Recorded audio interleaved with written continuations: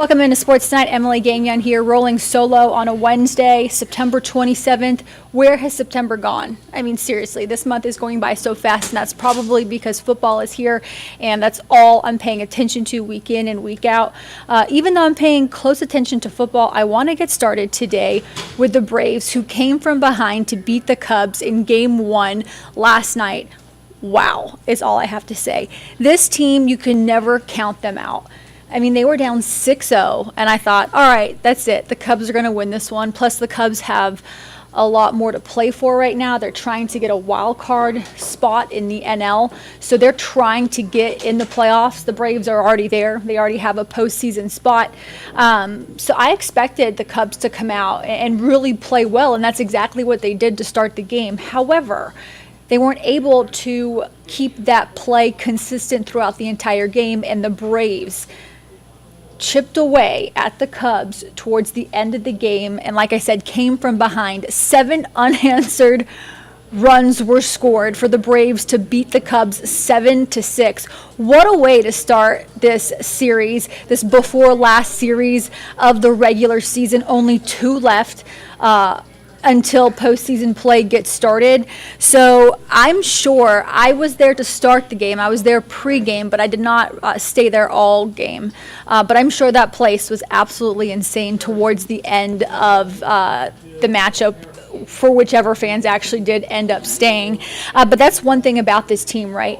Like I had just mentioned, you cannot count out the Braves. They never feel as if they're out of a game, even when they're down 6-0. All they needed to do was score 7 runs, and that's exactly what they did. Dansby Swanson, it was really nice to see him back at Truist Park for the first time since going to the Cubs. We got to talk to him pregame. He had some great things to say about the Braves, about his time in Atlanta. I thought it was pretty cool. He said that he enjoyed the fact that he was sleeping in his own bed because he has a home here, and he said, you know, it was kind of a recharging feeling for him to be able to sleep his own bed, knowing that everybody at this time of the year is kind of like banged up. It's towards the end of the season, even though postseason is coming, and that's when you want to play your best ball. People are tired, players are tired, coaches are tired. So he said it really recharged him. He enjoyed the fact that he was able to sleep in his own bed, see his family. And I imagine that's what it might do for a lot of people, being home and just feeling good. His mom cooked him a home cooked meal. He said something like he loves fried okra, and she made that for him. So it was really sweet to hear him talk about the fact that he was back home, even though he's now playing for the Cubs. And, he was excited to be able to play in front of the crowd that used to be cheering for him. And he got a standing ovation before his first at bat. You could tell it was, a few moments of emotions for him, but he obviously gathered his thoughts and put it all together and played a game. But it definitely wasn't Freddie Freeman-esque where he was crying or anything, but I'm sure it filled his heart with so much joy to see the fact that the Braves fans, were so supportive of him. He was here for, 6 or 7 years. He's from here, from Marietta, so this is home for him no matter what. But yeah, the Braves right now 1-0 in the series against the Cubs, a 3-game set before the Nationals come to town, and then the playoffs get started. So tonight's game starts at 7:20. We'll see what they do, but right now, if you're the Cubs, you're probably feeling pretty deflated after that game. Again, you're fighting for a playoff spot, and the Braves are not. The Braves right now need to fight to be hot, to get back consistent, because as of late, they've been losing more than winning, and that's not what you want to do at this time of the year. Obviously, you want to be the hottest team in baseball, because that's usually who goes on to win the World Series, or at least gets to the World Series. We're going to stick with the Braves and move on to all these records that they are breaking, that are on the line for the Braves. We already know that Matt Olson broke the Braves single-season record in home runs. Andrew Jones once owned it. Now it's Matt Olson's. That was one Braves record that he owned. Last night, the Braves hit their 300th home run on the season. That means they're the first team in MLB history to hit 300 home runs and have 100 stolen bases. I think entering last night's game, they had 124. But now they are the only team, again, in all of baseball to hit 300 home runs, have 100 stolen bases in a single season. Right now, the record they are chasing is the 2019 Twins record of 307 home runs in a single season. That is a record. Right now, they're at 301 after last night's game. So 6 more would tie the record, 7 more, they would own the record.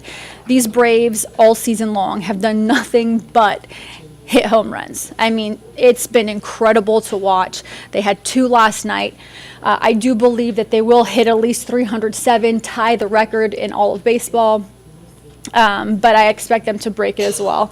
And you know, all these records that they're going for, that they're trying to break, it's pretty incredible when you think about it, because just given the fact of how they've been playing as of late, like I said, they've been losing more than winning, which they really haven't had many challenges this season. They really haven't gone through many losing streaks. They haven't. Their play has just been so consistent that you haven't seen them struggle much. But as of late, you know, just hasn't been good. So all these records, all these things, right? It would be such an unfortunate thing for them to be playing so well and then get to the first round or whatever the case may be, get to the postseason and get eliminated early just because of how well they are playing in all of these stats, and it's just crazy.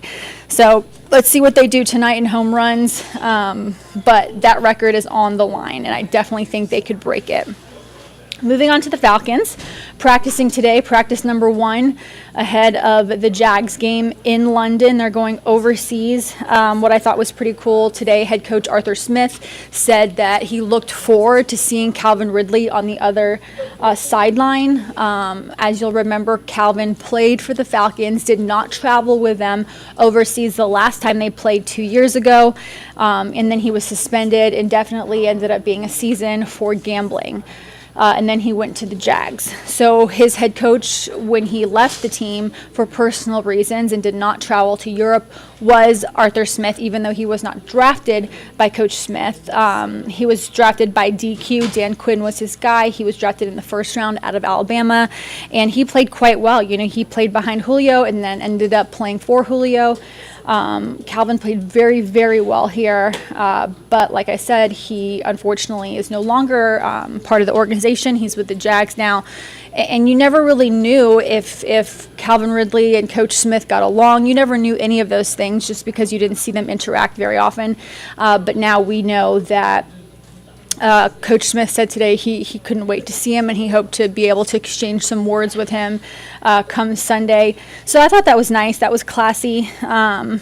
But if you take a look at the injury report, limited in practice today, again, Cordero Patterson, Calais Campbell did not participate, but that's because he's resting. He's an old man. He's been in the league for 57,000 years. So at the age of, 36, 37, I think a resting day a week will do. That's perfectly fine. But Cordero still dealing with that thigh injury. He was limited. You know, he hasn't played yet this season.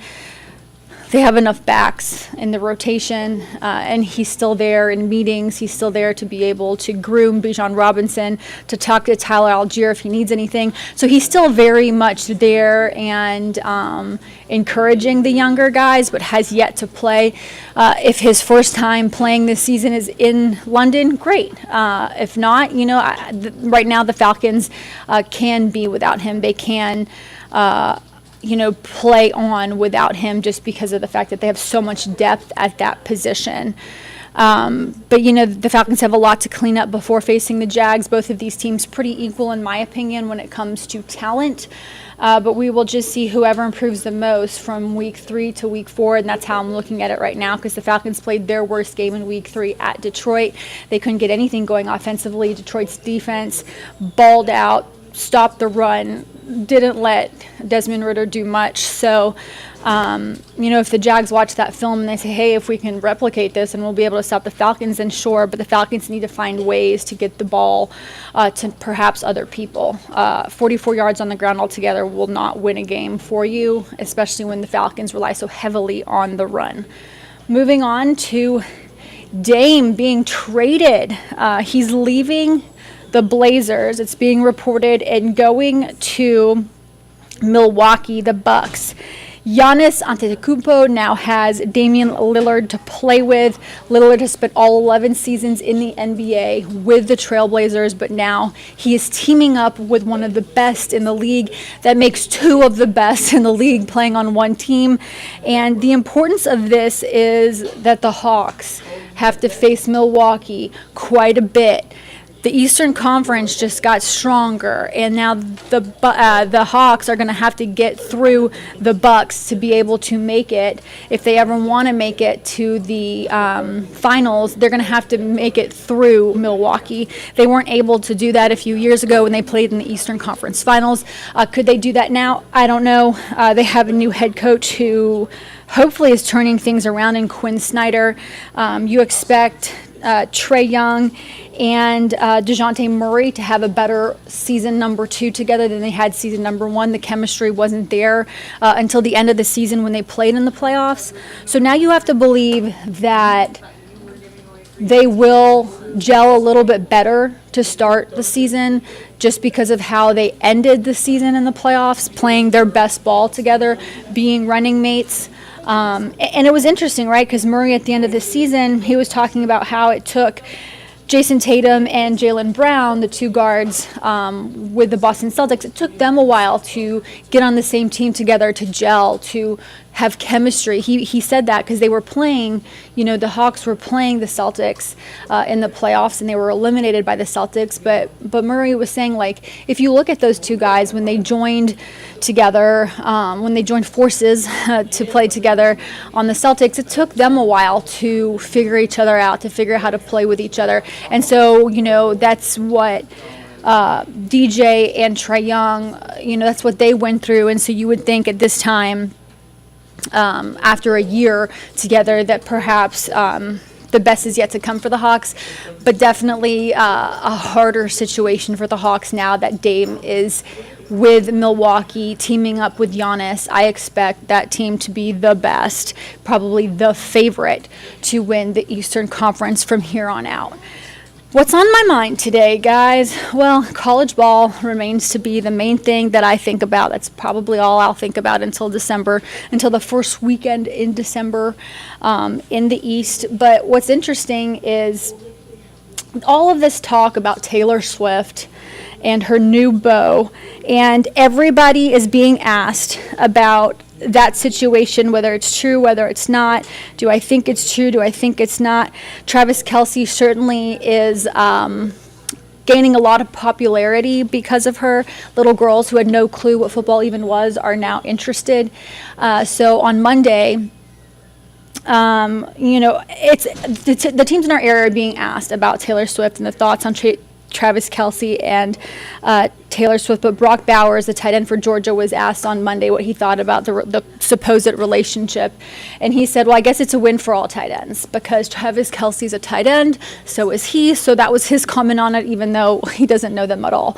But today, Desmond Ridder, the quarterback for the Falcons, was asked about it, and he went to Cincinnati, so did Travis Kelce, so he said it's a win for Cincinnati. It's just so funny to me that this pop superstar and a pretty good NFL player have joined forces, whether it's true or not, whether they're dating or not, that it's just blown up. His jersey sales have gone up exponentially. So good for him, and hopefully it is not just a hoax and it is true. But I just love the fact that that has trickled down into press conferences with the Georgia Dogs and press conferences here in Atlanta with the Falcons. It's a phenomenon. We'll see what happens. We'll keep you updated, though. Have a great night, guys. Thanks for watching.